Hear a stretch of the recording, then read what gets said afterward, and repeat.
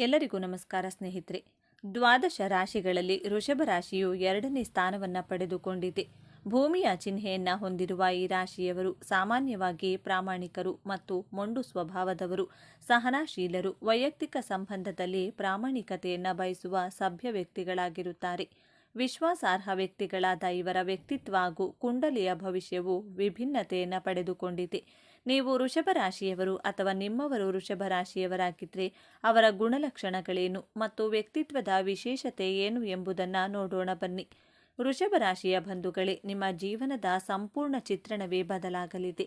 ನನ್ನ ಜೀವನ ಇಷ್ಟೇನಾ, ನನಗೆ ಒಳ್ಳೆಯ ಕಾಲ ಅನ್ನೋದೇ ಬರೋದಿಲ್ವಾ ಎಂದು ನೀವು ಕಣ್ಣೀರಿಟ್ಟ ರಾತ್ರಿಗಳಿಗೆ, ನೀವು ಅನುಭವಿಸಿದ ಪ್ರತಿಯೊಂದು ಅವಮಾನಕ್ಕೂ ಈಗ ಲೆಕ್ಕ ಚುಕ್ತ ಆಗುವ ಸಮಯ ಬಂದಿದೆ. ಜೀವನದ ಪ್ರತಿಯೊಂದು ಕ್ಷಣವನ್ನು ಆನಂದಿಸುವ, ಸಂಭ್ರಮಿಸುವ, ಜೀವಿಸುವಂತಹ ಸರಳ, ಶಾಂತ ಸ್ವಭಾವ, ಕ್ರಿಯಾತ್ಮಕ, ರಚನಾತ್ಮಕ, ಭಾವನಾತ್ಮಕ, ಸ್ಥಿರ ಆಲೋಚನೆ, ನಂಬಿಕೆಗೆ ಅರ್ಹವಾದಂತಹ ಬ್ಯೂಟಿಫುಲ್ ವೃಷಭ ರಾಶಿ. ಸ್ನೇಹಿತರೆ, ನಿಮ್ಮ ಜೀವನದಲ್ಲಿ ಗೆಲುವನ್ನು ಸಾಧಿಸಲು, ಸುಖವಾಗಿರಲು, ನಿಮ್ಮ ಜೀವನವೆಂಬ ಯುದ್ಧವನ್ನು ಗೆಲ್ಲಲು ಯಾವ 5 ಪ್ರತಿಜ್ಞೆಯನ್ನು ಕೈಗೊಳ್ಳಬೇಕು ಎಂಬಂಥ ಸೂಪರ್ ಇಂಟ್ರೆಸ್ಟಿಂಗ್ ವಿಚಾರಗಳನ್ನು ಈ ವಿಡಿಯೋದಲ್ಲಿ ತಿಳಿಸಿಕೊಡ್ತಿದ್ದೇನೆ. ಅದಕ್ಕೂ ಮುನ್ನ ನೀವಿನ್ನೂ ಚಾನಲ್ಗೆ ಸಬ್ಸ್ಕ್ರೈಬ್ ಆಗಿಲ್ಲ ಅಂದರೆ ಈಗಲೇ ಸಬ್ಸ್ಕ್ರೈಬ್ ಆಗಿ, ಹಾಗೆ ವಿಡಿಯೋಗೆ ಲೈಕ್ ಮಾಡಿ, ವಿಡಿಯೋ ಸ್ಕಿಪ್ ಮಾಡದೆ ಕೊನೆ ತನಕ ನೋಡಿ. ಎಲ್ಲರೂ ಭಕ್ತಿಯಿಂದ ಓಂ ಶ್ರೀ ಮಹಾಲಕ್ಷ್ಮಿ ನಮಃ ಅಂತ ಕಮೆಂಟ್ ಮಾಡಿ. ಮೊದಲನೆಯ ಪ್ರತಿಜ್ಞೆ: ವೃಷಭ ರಾಶಿಯವರು ನಿಮ್ಮ ಮನಸ್ಸಿನಲ್ಲಿ ಅನಿಸಿದ್ದನ್ನು ಬೇರೆಯವರಿಗೆ ನೇರವಾಗಿ ಹೇಳಬಾರದು. ಬೇರೆಯವರು ತಪ್ಪು ಮಾಡಿದಾಗ ಅವರ ತಪ್ಪು ಮಾತ್ರ ನಿಮಗೆ ಕಾಣಿಸುತ್ತದೆ. ನೀವು ಸಡನ್ನಾಗಿ ಅವರ ತಪ್ಪನ್ನು ಅವರಿಗೆ ನೇರವಾಗಿ ಹೇಳಿದರೆ ಅವರು ಯಾವುದೇ ಕಾರಣಕ್ಕೂ ಅದನ್ನು ಅಕ್ಸೆಪ್ಟ್ ಮಾಡಿಕೊಳ್ಳುವುದಿಲ್ಲ. ಬದಲಾಗಿ 4 ಜನರನ್ನು ಸೇರಿಸಿ ನಿಮ್ಮ ಮನಸ್ಸಿನ ಮಾತನ್ನು ಅವರಿಗೆ ಹೇಳಿ ರಾಜಕಾರಣಿಗಳ ರೀತಿ ತಲುಪಿಸಬೇಕಾಗುತ್ತದೆ.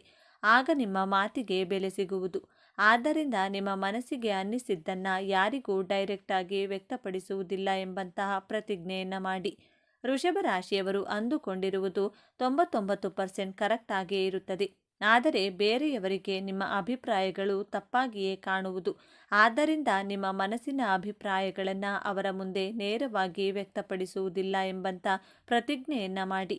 ನೀವು ಈ ರೀತಿ ಮಾಡಿದ್ದೇ ಆದಲ್ಲಿ ನಿಮ್ಮ ಟೈಮ್ ವೇಸ್ಟ್ ಆಗುತ್ತದೆ ಮತ್ತು ಟೈಮನ್ನು ವೇಸ್ಟ್ ಮಾಡಿಕೊಳ್ಳದೆ ನಿಮ್ಮ ಗುರಿ ಹಾಗೂ ಉದ್ದೇಶಗಳ ಕಡೆ ಫೋಕಸ್ಡ್ ಆಗಿ ಇರಬೇಕಾಗುತ್ತದೆ. ವೃಷಭ ರಾಶಿಯವರು ಕೈಗೊಳ್ಳಬೇಕಾದಂಥ 2ನೇ ಪ್ರತಿಜ್ಞೆ: ನಿಮಗೆ ಕಲೆ, ಸಾಹಿತ್ಯ, ಸಂಗೀತ, ಕ್ರಿಯೇಟಿವಿಟಿ ದೈವದತ್ತವಾಗಿ ಒಲಿದು ಬಂದಂತಹ ವರವಾಗಿದೆ. ವೃಷಭ ರಾಶಿಯವರು ಒಂದು ಬ್ರಷ್ ಹಿಡಿದು ಡ್ರಾಯಿಂಗ್ ಮಾಡಲು ಪ್ರಾರಂಭ ಮಾಡಿದರೆ ಕೇವಲ ಡ್ರಾಯಿಂಗ್ ಮಾಡೋದೇ ಅಲ್ಲ, ಆ ಚಿತ್ರಕ್ಕೆ ಬರೀ ಬಣ್ಣವನ್ನು ತುಂಬದೆ ತನ್ನ ಭಾವನೆ ಎಂಬ ಬಣ್ಣ ತುಂಬಿ ಬಹಳ ಪ್ರೀತಿಯಿಂದ ಆ ಚಿತ್ರಕ್ಕೆ ಜೀವವನ್ನು ತುಂಬುತ್ತೀರಾ. ತುಂಬ ಹ್ಯಾಪಿಯಾಗಿದ್ದಾಗ ಹ್ಯಾಪಿ ಸಾಂಗ್, ಮೂಡ್ ಸ್ವಿಂಗ್ಸ್ ಆದಾಗ ಸ್ಯಾಡ್ ಸಾಂಗ್, ಈ ರೀತಿ ಒಂದು ಬ್ಯೂಟಿಫುಲ್ ಪ್ಲೇಲಿಸ್ಟನ್ನು ಇಟ್ಕೊಂಡಿರ್ತೀರ. ವೃಷಭ ರಾಶಿಯವರು ಈ ರೀತಿ ಕ್ರಿಯೇಟಿವಿಟಿ ತುಂಬಿರುವಂತಹ ನೀವು ನಿಮ್ಮ ಜೀವನದಲ್ಲಿ ಯಾವುದಾದರೂ ಒಂದು ಬಿಸ್ನೆಸ್ ಪ್ರಾಜೆಕ್ಟ್ ನಿಮಗೆ ಸಿಗಲಿ ಅಥವಾ ಒಂದು ಜಾಬ್ ಇಂಟರ್ವ್ಯೂ ಅಟೆಂಡ್ ಆಗಬೇಕು ಅಂದ್ಕೊಂಡಿದ್ದೀರಾ. ಆ ವಿಚಾರಗಳನ್ನು ಯಾರಿಗೂ ಹೇಳದೆ ಆ ಇಂಟರ್ವ್ಯೂವನ್ನು ಅಟೆಂಡ್ ಮಾಡಿ. ಇಲ್ಲದಿದ್ದರೆ ನಿಮಗೆ ಬಂದಿರುವಂತಹ ಬಿಸ್ನೆಸ್ ಆಫರ್ಗಳು, ಆ ಜಾಬ್ ನಿಮ್ಮ ಕೈತಪ್ಪಿ ಹೋಗುವಂತಹ ಸಾಧ್ಯತೆಗಳು ಹೆಚ್ಚಾಗಿದೆ. ವೃಷಭ ರಾಶಿಯವರಿಗೆ 2ನೇ ಭಾವದಲ್ಲಿ ಮಿಥುನ ರಾಶಿ ಬಂದಿರುವುದರಿಂದ ಮಿಥುನ ರಾಶಿಯ ಅಧಿಪತಿ ಬುಧ ಗ್ರಹ. ನಿಮ್ಮ ಪ್ಲ್ಯಾನ್ಸ್ಗಳನ್ನು, ನಿಮ್ಮ ಸಕ್ಸಸ್ಗಳನ್ನು ಯಾರಿಗಾದರೂ ಹೇಳಿದರೆ ಬಹಳ ಬೇಗ ಗಾಸಿಪ್ಗಳ ರೀತಿ ಗಾಳಿಯಲ್ಲಿ ಸ್ಪ್ರೆಡ್ ಆಗಿ ನಿಮಗೆ ದೃಷ್ಟಿಯಾಗುವಂತಹ ಚಾನ್ಸಸ್ ತುಂಬಾ ಇದೆ. ಈ ಕಾರಣದಿಂದ ನಿಮ್ಮ ಕೆಲಸ ಕಾರ್ಯಗಳು ಅರ್ಧದಲ್ಲಿಯೇ ನಿಂತು ಹೋಗಬಹುದು. ಆದ್ದರಿಂದ ನಿಮ್ಮ ಕೆಲಸ ಮುಗಿಯುವವರೆಗೂ ಆ ವಿಚಾರಗಳನ್ನು ಬಹುತೇಕ ಸೀಕ್ರೆಟ್ ಆಗಿ ಇಡುವಂತಹ ಸಂಕಲ್ಪವನ್ನು ಮಾಡಿ. ವೃಷಭ ರಾಶಿಯವರು ಮಾಡಬೇಕಾಗಿರುವಂತಹ 3ನೇ ಪ್ರತಿಜ್ಞೆ: ನೀವು ಪರ್ಸನಲ್ ಲೈಫಲ್ಲೇ ಆಗಲಿ ಅಥವಾ ಪ್ರೊಫೆಷ್ನಲ್ ಲೈಫಲ್ಲೇ ಆಗಲಿ, ನಿಮ್ಮ ವರ್ಕಿಂಗ್ ಪ್ಲೇಸಲ್ಲಿಯೇ ಆಗಲಿ, ಮೈಯೆಲ್ಲ ಕಣ್ಣಾಗಿ ಬಹಳ ಎಚ್ಚರಿಕೆಯಿಂದ ಕೆಲಸ ಕಾರ್ಯಗಳನ್ನು ಮಾಡಿದ್ದೇ ಆದಲ್ಲಿ ನೀವು ಹಿಡಿದಂಥ ಕೆಲಸದಲ್ಲಿ ಸಕ್ಸಸ್ 100% ಗ್ಯಾರಂಟಿ. ನೀವು ಕೆಲಸ ಮಾಡುವಾಗ ಮೈ ಮರೆತರೆ, ನಿಮ್ಮ ಕಾನ್ಸಂಟ್ರೇಷನ್ ಡೈವರ್ಟ್ ಆದರೆ ನಿಮ್ಮ ಕೆಲಸ ಕಾರ್ಯಗಳು ಬಹಳ ಡಿಲೇ ಆಗುತ್ತವೆ. ಮೊದಲೇ ವೃಷಭ ರಾಶಿಯವರು ನಿಧಾನವಾಗಿ ಬಹಳ ಪರ್ಫೆಕ್ಟ್ ಆಗಿ ಕೆಲಸ ಮಾಡುವವರು. ಆದರೆ ಬಹಳ ಕೇರ್ಫುಲ್ ಆಗಿ ಮೈಯೆಲ್ಲ ಕಣ್ಣಾಗಿದ್ದು ಕೆಲಸಗಳನ್ನು ಪರ್ಫೆಕ್ಟ್ ಆಗಿ ಸಮಯಕ್ಕೆ ಸರಿಯಾಗಿ ಮಾಡುತ್ತೇನೆ ಎಂಬಂತಹ ಪ್ರತಿಜ್ಞೆಯನ್ನು ಮಾಡಿ. 4ನೆಯ ಪ್ರತಿಜ್ಞೆ: ವೃಷಭ ರಾಶಿಯ ಅಧಿಪತಿ ಸಂಪತ್ತಿಗೆ ಅಧಿದೇವತೆ ಆದಂತಹ ಶುಕ್ರಗ್ರಹ ಹಾಗೂ ಚಂದ್ರಗ್ರಹ ಉಚ್ಚವಾಗುವಂತಹ ರಾಶಿ. ಆದ್ದರಿಂದ ನೀವು ಹಣವನ್ನು ಉಳಿತಾಯ ಮಾಡುವುದರಲ್ಲಿ ಪೂರ್ಣ ಮನಸ್ಸಿನಿಂದ ಬಹಳ ಕ್ಯಾಲ್ಕುಲೇಟಿವ್ ಆಗಿ ಉಳಿತಾಯ ಮಾಡುತ್ತೀರಾ. ನಿಮ್ಮ ಕುಟುಂಬದವರೇ ಆಗಲಿ, ಸ್ನೇಹಿತರೇ ಆಗಲಿ, ಸಂಬಂಧಿಕರೇ ಆಗಲಿ ನಿಮ್ಮನ್ನು ಜಿಪುಣರು ಎಂದರೂ ತಲೆಕೆಡಿಸಿಕೊಳ್ಳಬೇಡಿ. ನೀವು ಹಣವನ್ನು ಸಂಗ್ರಹಿಸುವ ಗುಣವನ್ನು ಬಿಟ್ಟುಕೊಡಬೇಡಿ. ನೀವು ಪೂರ್ಣ ಮನಸ್ಸಿನಿಂದ ಹಣವನ್ನು ಉಳಿತಾಯ ಮಾಡಿದರೆ ಆ ಲಕ್ಷ್ಮೀ ದೇವಿಯ ಅನುಗ್ರಹ ನಿಮ್ಮ ಮೇಲೆ ಇನ್ನೂ ಹೆಚ್ಚಾಗಿ ನೀವು ಬಹಳ ಬೇಗ ಶ್ರೀಮಂತರಾಗಿ ಸಂತೋಷವಾಗಿರಬಹುದು. ನಿಮ್ಮ ಮನಸ್ಸಿಗೆ ಅನ್ನಿಸಿದ ಹಾಗೆ ಮಾಡಿ. ವೃಷಭ ರಾಶಿಯವರು ಎಲ್ಲರ ಸಲಹೆಗಳನ್ನು ತೆಗೆದುಕೊಳ್ತೀರಾ. ಆದರೆ ನೀವು ಜಾಬ್ ಮಾಡುವುದು ಮಾತ್ರ ನಿಮ್ಮ ಬುದ್ಧಿಗೆ, ನಿಮ್ಮ ಮನಸ್ಸಿಗೆ ತೋಚಿದ್ದೇ ಮಾಡೋದು. ನಿಮ್ಮ ತನವನ್ನು, ಹಣದ ಉಳಿತಾಯವನ್ನು ಬಿಟ್ಟುಕೊಡಬೇಡಿ. ವೃಷಭ ರಾಶಿಯವರಿಗೆ ಗೊತ್ತಿದೆ ಎಷ್ಟು ಹಣವನ್ನು ಯಾವ ಸಮಯದಲ್ಲಿ ಖರ್ಚು ಮಾಡಬೇಕು, ಯಾರಿಗೆ ಖರ್ಚು ಮಾಡಬೇಕು ಎಂದು ತಿಳಿದಿರುವಂತಹ ಬುದ್ಧಿವಂತರಾಗಿರುತ್ತೀರಾ. ಐದನೆಯದಾಗಿ, ನಿಮ್ಮ ಜೀವನದಲ್ಲಿ ಪ್ರೀತಿ, ವೈವಾಹಿಕ ಜೀವನ, ಬಿಸ್ನೆಸ್, ಜಾಬ್, ಎಜುಕೇಷನ್ ಯಾವುದೇ ವಿಚಾರ ಆದರೂ ಸರಿ, ನಿಮ್ಮ ಮನಸ್ಸಿಗೆ 100% ಅನಿಸಿದರೆ ಮಾತ್ರ ಆ ನಿರ್ಧಾರಗಳನ್ನು ಪೂರ್ತಿ ಮನಸ್ಸಿನಿಂದ ತೆಗೆದುಕೊಳ್ಳಿ. ಇಲ್ಲದಿದ್ದರೆ ತೆಗೆದುಕೊಳ್ಳುವುದಕ್ಕೆ ಹೋಗಬೇಡಿ. ಆ ಕೆಲಸದಲ್ಲಿ 100% ಸಕ್ಸಸ್ ಪಡೆಯುತ್ತೀರಾ. ನಿಮ್ಮ ಮನಸ್ಸಿಗೆ 50%, 90%, 99% ಅನಿಸಿದರೂ ಈ ಕೆಲಸಕ್ಕೆ ಕೈ ಹಾಕಬೇಡಿ. ಬೇರೆಯವರ ಒತ್ತಡಕ್ಕೆ ಮಣಿದು ನಿರ್ಧಾರಗಳನ್ನು ತೆಗೆದುಕೊಳ್ಳಬೇಡಿ. ಸಾಕ್ಷಾತ್ ಶಿವ ಹಾಗೂ ಲಕ್ಷ್ಮಿಯ ಅನುಗ್ರಹವಿರುವಂತಹ ರಾಶಿ ವೃಷಭ ರಾಶಿ. ಆದ್ದರಿಂದ ವೃಷಭ ರಾಶಿಯವರು ನೀವು ಕುಳಿತುಕೊಂಡೇ ಯಶಸ್ಸನ್ನು ಪಡೆಯಬಹುದು. ನೀವು ಕಷ್ಟಪಟ್ಟು ಅಲೆದಾಟ ಮಾಡುವ ಅಗತ್ಯವೇ ಇಲ್ಲ. ಆದರೆ ಯಾವುದೇ ಕೆಲಸ ಮಾಡಿದರೂ ಪೂರ್ಣ ಮನಸ್ಸಿನಿಂದ ಮಾಡಿದಾಗ ಮಾತ್ರ ಯಶಸ್ಸನ್ನು ಪಡೆಯುತ್ತೀರಾ. ಈ 5 ಪ್ರತಿಜ್ಞೆಗಳನ್ನು ಪಾಲಿಸಿ ನೋಡಿ. ನಿಮ್ಮ ಜೀವನದ ನೀವು ಅಂದುಕೊಂಡಂತಹ ಗುರಿ ಉದ್ದೇಶಗಳ ಕಡೆ ಸಾಗುತ್ತೀರಾ ಹಾಗೂ ಸುಖವಾಗಿರುತ್ತೀರಾ. ನೀವು ಬಹಳ ಜಾಗರೂಕತೆಯಿಂದ ನಿಭಾಯಿಸಬೇಕು. ಇಲ್ಲದಿದ್ದರೆ ಬಂದ ಭಾಗ್ಯ ಕೈತಪ್ಪಿ ಹೋಗಬಹುದು.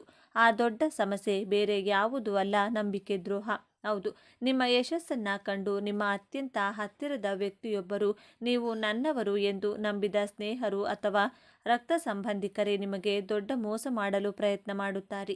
ನಿಮ್ಮ ಹಣಕಾಸಿನ ವಿಚಾರದಲ್ಲಿ ಅಥವಾ ನಿಮ್ಮ ವೈಯಕ್ತಿಕ ಜೀವನದ ವಿಚಾರದಲ್ಲಿ ನಿಮ್ಮನ್ನು ದಾರಿ ತಪ್ಪಿಸುವ, ನಿಮ್ಮ ಮೇಲೆ ಇಲ್ಲ ಸಲ್ಲದ ಅಪವಾದ ಹೊರಿಸುವ ಪ್ರಯತ್ನ ಬಲವಾಗಿ ನಡೆಯಲಿದೆ. ನಿಮ್ಮ ಹೊಸ ಯೋಜನೆಗಳ ಬಗ್ಗೆ ಮಾಹಿತಿಯನ್ನು ಕದ್ದು ಅದನ್ನು ತಮಗಾಗಿ ಬಳಸಿಕೊಳ್ಳುವ ಸಾಧ್ಯತೆ ಇದೆ. ಈ ಸಮಯದಲ್ಲಿ ನಿಮ್ಮನ್ನು ಅತಿಯಾಗಿ ಹೊಗಳುವವರಿಂದ ಅತ್ಯಂತ ದೂರ ಇರಿ. ಈ ಸಮಯದಲ್ಲಿ ನೀವು ಎದುರಿಸುವ ದೊಡ್ಡ ಪರೀಕ್ಷೆ.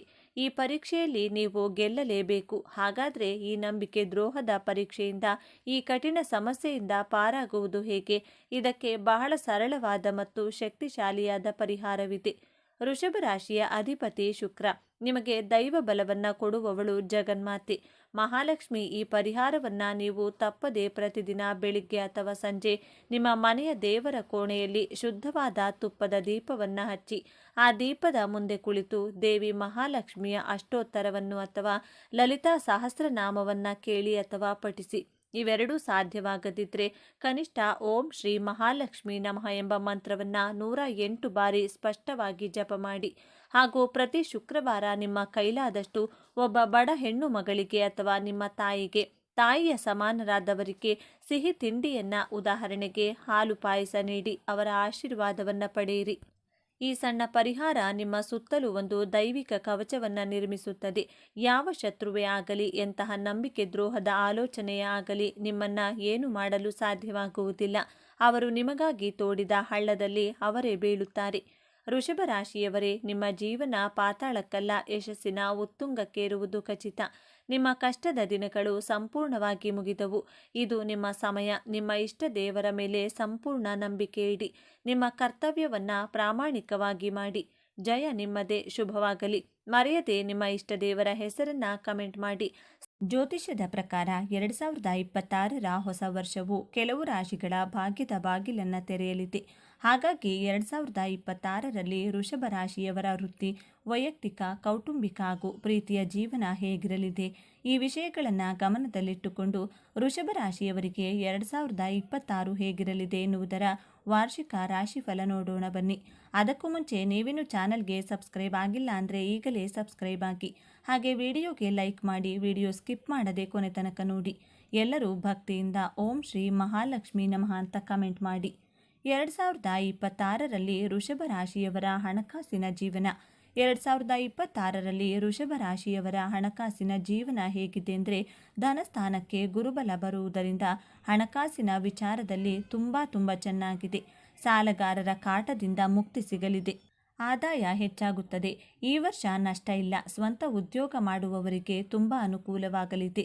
ಸಾಕಷ್ಟು ಆದಾಯ ಸಿಗಲಿದೆ. ಶನಿಗ್ರಹ ದೊಡ್ಡ ಮಟ್ಟದಲ್ಲಿ ಅಭಿವೃದ್ಧಿಯನ್ನು ಉಂಟು ಮಾಡುತ್ತಾನೆ. ಹಣಕಾಸಿನ ಲಾಭವನ್ನು ನೀಡುತ್ತಾನೆ. ಸಾಲದ ಭೀತಿ ಇರುವುದಿಲ್ಲ.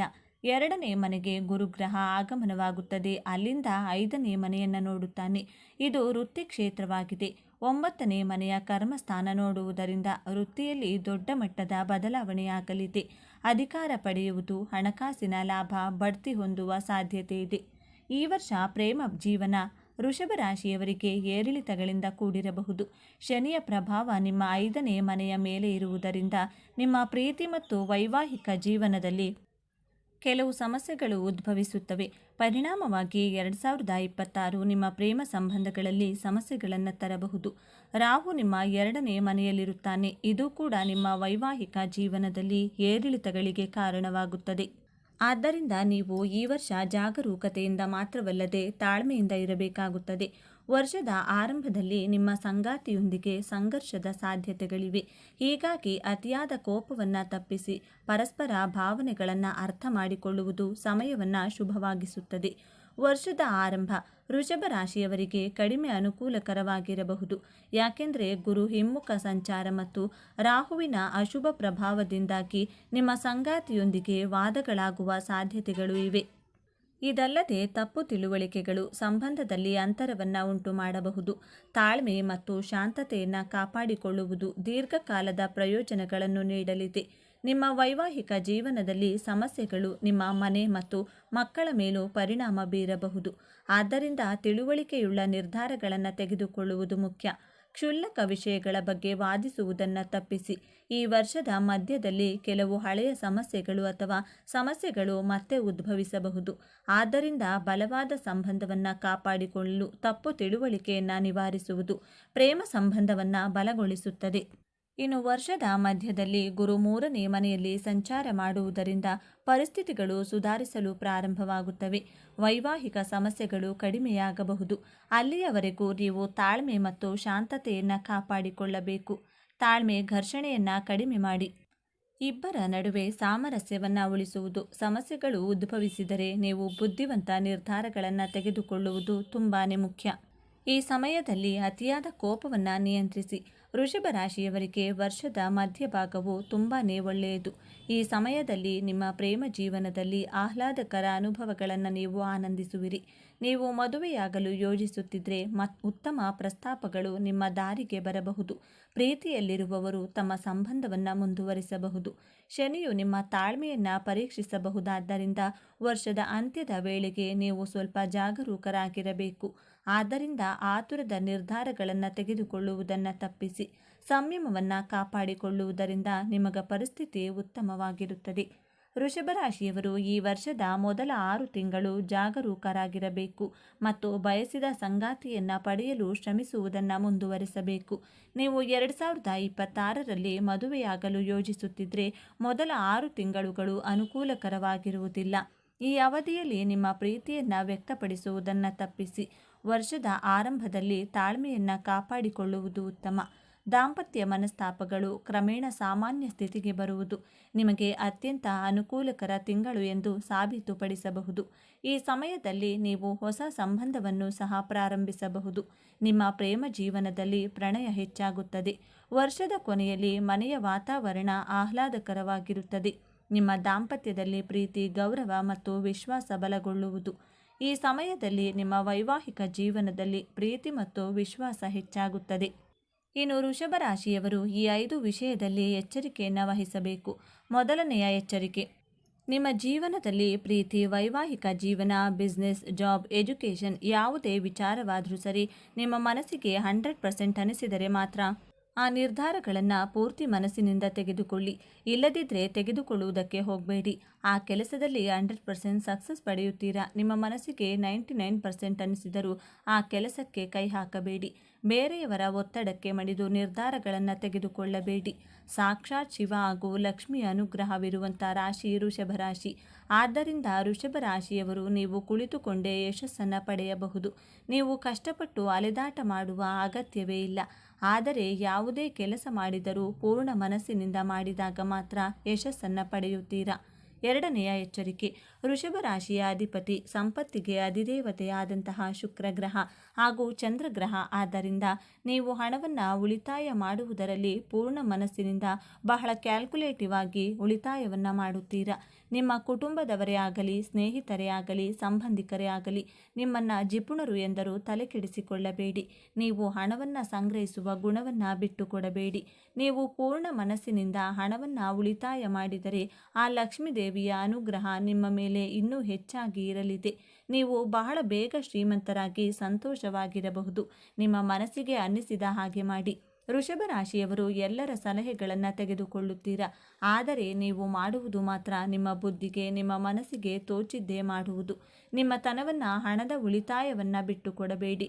ವೃಷಭ ರಾಶಿಯವರಿಗೆ ಗೊತ್ತಿದೆ ಎಷ್ಟು ಹಣವನ್ನು ಯಾವ ಸಮಯದಲ್ಲಿ ಖರ್ಚು ಮಾಡಬೇಕು, ಯಾರಿಗೆ ಖರ್ಚು ಮಾಡಬೇಕು ಎಂದು ತಿಳಿದಿರುವಂತಹ ಬುದ್ಧಿವಂತರಾಗಿರುತ್ತೀರಾ.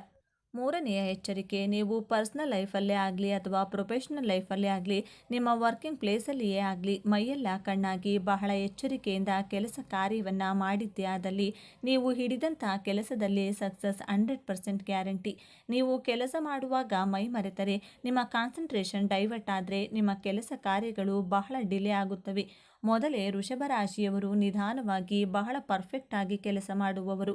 ಆದರೆ ಬಹಳ ಕೇರ್ಫುಲ್ ಆಗಿ ಮೈಯೆಲ್ಲ ಕಣ್ಣಾಗಿದ್ದು ಕೆಲಸಗಳನ್ನು ಪರ್ಫೆಕ್ಟ್ ಆಗಿ ಸಮಯಕ್ಕೆ ಸರಿಯಾಗಿ ಮಾಡ್ತೇನೆ ಎಂದು ಎಚ್ಚರಿಕೆ ಇರಬೇಕು. ನಾಲ್ಕನೇ ಎಚ್ಚರಿಕೆ, ನಿಮಗೆ ಕಲೆ, ಸಾಹಿತ್ಯ, ಸಂಗೀತ, ಕ್ರಿಯೇಟಿವಿಟಿ ದೈವದತ್ತವಾಗಿ ಒಲಿದು ಬಂದಂತಹ ವರವಾಗಿದೆ. ವೃಷಭ ರಾಶಿಯವರು ಈ ರೀತಿ ಕ್ರಿಯೇಟಿವಿಟಿ ತುಂಬಿರುವಂಥ ನೀವು ನಿಮ್ಮ ಜೀವನದಲ್ಲಿ ಯಾವುದಾದರೂ ಒಂದು ಬಿಸ್ನೆಸ್ ಪ್ರಾಜೆಕ್ಟ್ ನಿಮಗೆ ಸಿಗಲಿ ಅಥವಾ ಒಂದು ಜಾಬ್ ಇಂಟರ್ವ್ಯೂ ಅಟೆಂಡ್ ಆಗಬೇಕು ಅಂದ್ಕೊಂಡಿದ್ದೀರಾ, ಆ ವಿಚಾರಗಳನ್ನು ಯಾರಿಗೂ ಹೇಳದೆ ಆ ಇಂಟರ್ವ್ಯೂವನ್ನು ಅಟೆಂಡ್ ಮಾಡಿ. ಇಲ್ಲದಿದ್ದರೆ ನಿಮಗೆ ಬಂದಿರುವಂಥ ಬಿಸ್ನೆಸ್ ಆಫರ್ಗಳು, ಆ ಜಾಬ್ ನಿಮ್ಮ ಕೈತಪ್ಪಿ ಹೋಗುವಂಥ ಸಾಧ್ಯತೆಗಳು ಹೆಚ್ಚಾಗಿದೆ. ವೃಷಭ ರಾಶಿಯವರಿಗೆ ಎರಡನೇ ಭಾವದಲ್ಲಿ ಮಿಥುನ ರಾಶಿ ಬರುವುದರಿಂದ ಮಿಥುನ ರಾಶಿಯ ಅಧಿಪತಿ ಬುಧ ಗ್ರಹ. ನಿಮ್ಮ ಪ್ಲ್ಯಾನ್ಗಳನ್ನು, ನಿಮ್ಮ ಸಕ್ಸಸ್ಗಳನ್ನು ಯಾರಿಗಾದರೂ ಹೇಳಿದರೆ ಬಹಳ ಬೇಗ ಗಾಸಿಪ್ಗಳ ರೀತಿ ಗಾಳಿಯಲ್ಲಿ ಸ್ಪ್ರೆಡ್ ಆಗಿ ನಿಮಗೆ ದೃಷ್ಟಿಯಾಗುವಂತಹ ಚಾನ್ಸಸ್ ತುಂಬಾ ಇದೆ. ಈ ಕಾರಣದಿಂದ ನಿಮ್ಮ ಕೆಲಸ ಕಾರ್ಯಗಳು ಅರ್ಧದಲ್ಲಿಯೇ ನಿಂತು ಹೋಗಬಹುದು. ಆದ್ದರಿಂದ ನಿಮ್ಮ ಕೆಲಸ ಮುಗಿಯುವವರೆಗೂ ಆ ವಿಚಾರಗಳನ್ನು ಬಹಳ ಸೀಕ್ರೆಟ್ ಆಗಿಡುವಂತಹ ಎಚ್ಚರಿಕೆ ವಹಿಸಬೇಕು.